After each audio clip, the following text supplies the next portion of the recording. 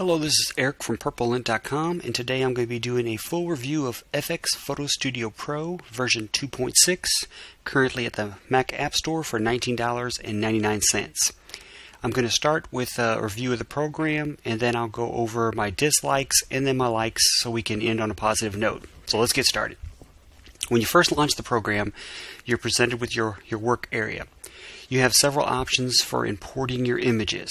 You can drag and drop, you can load from a file, or you can open your recent. I'm going to just drag an image here just for demonstration purposes, and it's that simple. Comes into the program. We'll start at the top on the left. Up top, across the top, of course, obviously you have your tools, and across the bottom you have your effects. You have the load and the save. Share, which I really like this because in addition to being able to share across several popular social networks and email, you can quickly adjust the resolution. So if you're sending it in an email and you want to cut the size down so it's easier to send, it makes it really nice and quick. We have undo and do. Once you've done some adjustments, you got zoom in, zoom out, fit to screen, our actual size. And then we have a compare and a quick compare. And we'll come back to those once we've made some adjustments so you can see what those do. Across the top over here on the right, you've got your effects, which aligns your effects across the bottom. There's more than 170 effects, so there's plenty to choose from. You've got your crop and rotate. You can crop, rotate, you can flip an image. And then we've got adjust. So you can adjust individual channels, temperature, hue, saturation, exposure, things like that. So that's pretty much that layout. Across the bottom, like I said, you have your effects. You have frames. There's a lot of frames to choose from. And those frames, which I'll show you later, you can adjust the width of those so you can custom do it for your taste. Then you've got presets. And what presets are is when you add several layers of images, because this program allows you to layer images upon effects upon effects, and so you can put several effects together, stack them, and then you can save it as a preset, so that when you go back to there, you can do one click, like right here, and you can apply several layers at one time. And then you have options which will go back here. You have options for random. So it just selects a random. So in case you want to, spur a little creativity, you can just go through and you can check some of these out, just quickly like that, and find one you really like. As you can see, there's so many to choose from. And then, essentially, what you do once you find something you like, I'll click on one here, like hue blue. I'll click on that, and you can see how much of a dramatic change it makes to your photo with one click. That's really nice. I really like that.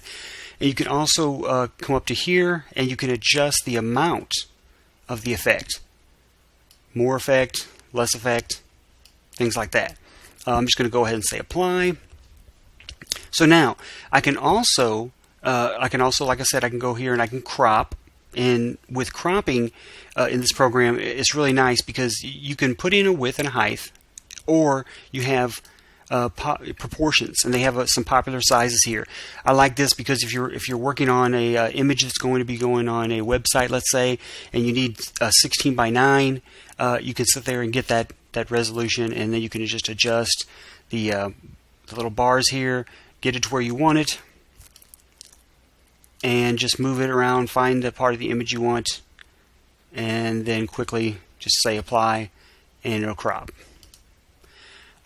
You also can adjust. You can also adjust, like I said, the channels. So let's say I want to increase the hue a little bit, and I want to sharpen it a little bit. Maybe add some highlights. I can do all that and then apply. Really simple, really straightforward. So now, since we've made a few adjustments, let's go up here and let's take a look at some of the other options we have.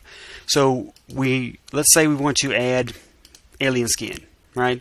So now we're not sure if we like that or not. So what we can do is we can click on here, and then we'll go up to the top and we can do a side-by-side comparison. And this is nice because sometimes I like to sit back in my chair, and I like to kind of look at it for a minute side by side and get an idea of, do I really like that? Does it really speak to me? And so that's really nice. Now, if you're working on an image and you don't want to go through all that trouble, you have the option to do a quick compare, which as you click on the mouse, it shows you what the original is, you let it go, shows you the effect you're looking at. And then you can always just go back down here and unclick it and go back to what it was pre-effect. So that's the basic features of adding an effect. Now, let's look at frames. You have the option of adding frames, and again, there's a lot of frames to choose from. I'm just going to scroll through the bottom and pick one at random, classic frame here. And you can add, you can make the width wider, you can make it less wide, more narrow, and so really fine-tune that frame to give it the image that you're looking for. And again, once you have that, you can go back to your adjust your channels if you need to make some last-minute adjustments, because sometimes a frame will make a photo look one way or the other way, and you need to make some fine-tune adjustments. That's fine. And then you can go back to your regular workspace. Now, I'll point this out later. A feature that I don't like in this program is the fact that with the frames, and like I said, I'll get back to that later, but let's go back to the effects. So let's say I've made some effects, I'm liking it, and I decide I want to save it to my favorites. Again, I have the option of selecting effects individually with the little star down here, or I have the options of saving as a preset. Now, if I decide I want to save it as a preset, I add a preset, I give it a name like I've done before. I won't do another one, but just like I did here, and it saves it. And then it's there for easy use later, which again, it increases the your workflow tremendously, speeds you up. So again, those are things that I really like about this program. Let's go back to the effects here a second, and I'm gonna show you something that you have. If you get in this program and you start making changes, you're adding frames, you're adding effects, maybe several of them, and you just get frustrated, you want to go back to the original, you have the option of up here, if you go to the edit menu, to revert to original. Revert, and you're back to where you started from. So you really can't get lost, and then you can start all over again, whether it be random, adding an effect, filter, whether it be adding a frame or whatever. So that's really nice. Makes it easy to use. Really easy, really intuitive. Now, I'm going to go over some of the things that I dislike, and then I'll go over some of the things that are positive to end on a positive note. So this program does not have tooltips. I know that's a small thing, but I've come to appreciate tooltips in programs, and particularly for people that have not used this program before. It would be nice to hover over an option and have it give you a tooltip of what it is. Again, I know that's small, maybe nitpicky, but that would be nice. And there's no adjustments in the settings for how you can make that happen. So that's something they should think about adding to this. Another thing is, at this price point, I know it's just under $20, but there's no way to add text to your photos. And I know this is a photo, editing or effects program, but at the price point, I think it would not be bad if they had some basic text manipulation. So let's say I just wanted to add a quick, blurb across the top, or I just wanted to add a date to it or whatever.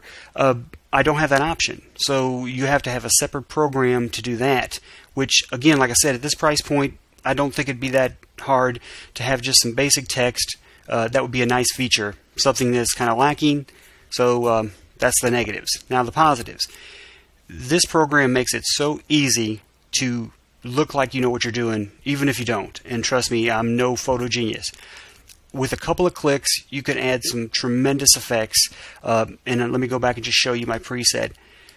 One click, and you see how much you can transform your photos. It's just really amazing. I really like it. I find myself going to this program for cropping. It's got really quick and easy ways to crop, rotate, flip. Again, I find myself using this quite a bit now as my standard go-to program for cropping. Those are the things, and again, adjusting the channels, really nice. You can adjust the channels, then you can always easily revert with one click. So those are the things I like about this program, and I think that's where it really has its strengths, is in the effects. There are so many to choose from. They're so easy to apply. And let me just give you a real quick. You click one derby here.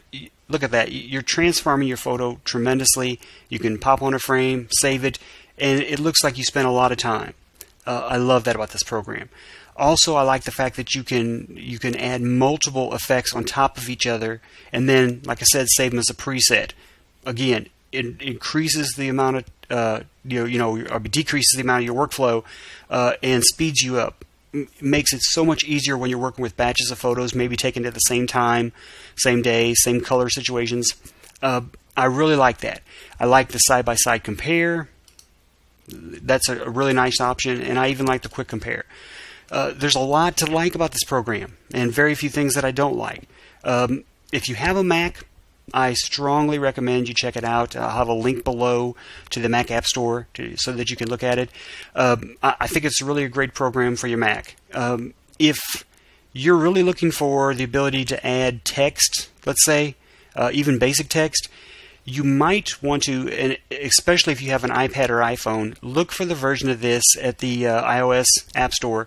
Or excuse me, the iOS App Store, for the versions that are cheaper that will run on your iPhone or iPad, where you can do some of the same things, maybe not as many filters, but you can do some of the same things, and then you'll be able to save that money and have a little extra for a program that you can add some text if that's important to you. But if you're just looking for a photo editor that allows you to add some effects, crop, adjust the channels really quick, with little to no hassle and very easy to use, this is definitely the program for you. So I highly recommend it. Like I said, I wish it had some text. I wish it had some tooltips, a couple basic things like that. Not deal breakers. So check it out. Like I said, I'll have a link below. And this is Eric from PurpleLint.com. Until next time, be safe, and I'll talk to you later.